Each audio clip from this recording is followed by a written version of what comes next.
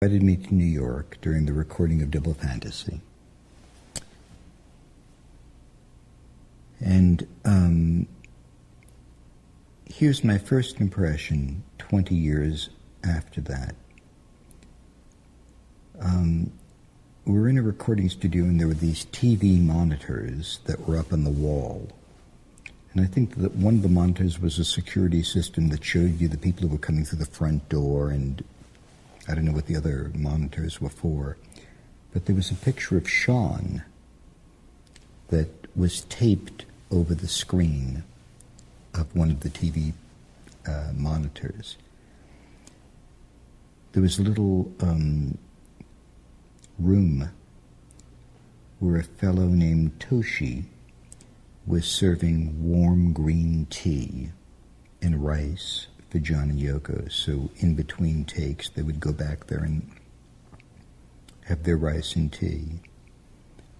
When I was there, I recall them sending out for these gigantic plates of fresh sushi for the musicians to eat. It was 1980. There was no alcohol in the studio or anything else. There were really conscious, serious musicians taking these demo tapes and turning them into actual recordings. There were some sweets, little candies. John had a thing about his weight and didn't like a lot of sugar. But I remember this, I think of a picture, as a matter of fact, of John, Yoko, and I sitting next to the console with this tin of sweets that occasionally they would take a bite out of. He wore a white jacket. He played back the tapes over and over and over again. He would bring the cassettes back to the decoder, and he would say to me, when it was time to leave the studio, let's go back to the building so we can listen to them on my stereo system. Because he had this little stereo unit next to his bed in the Dakota building, in his bedroom. And John and Yoko, I can tell you that in the years that I knew them, and in the hundreds of times, at least 100 times that I visited them at the Dakota, we spent most of the time in the bedroom. John and Yoko used to say that they did their best work in bed. And they didn't say it in a lascivious way. What they said was, that's where they wrote, and that's where they composed, and that's where they talked. And next to their bed, which was a mattress on a piece of 1/4-inch plywood, between two old church pews, was a gigantic TV screen that was always on, but out of focus, because without his glasses, John couldn't see. So for him, that was an electronic fireplace. And there was a rocking chair, or a wicker rocking chair, next to the bed, and that's where I used to sit.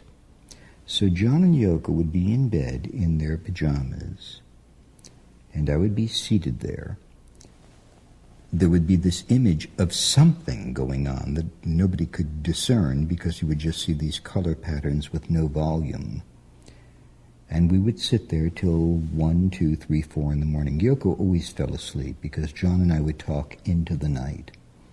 And then I would return to the Plaza Hotel where I always stayed when I went to New York.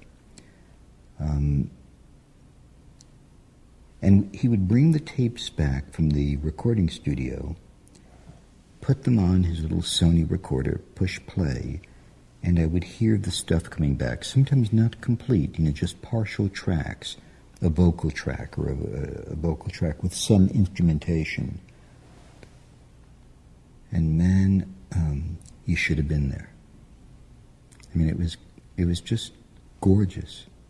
It was gorgeous to hear and to feel, and I knew what it represented. I knew who he was talking to. And if you listen to some of the final interviews in the final week, he said he was talking to people who made it through the 60s.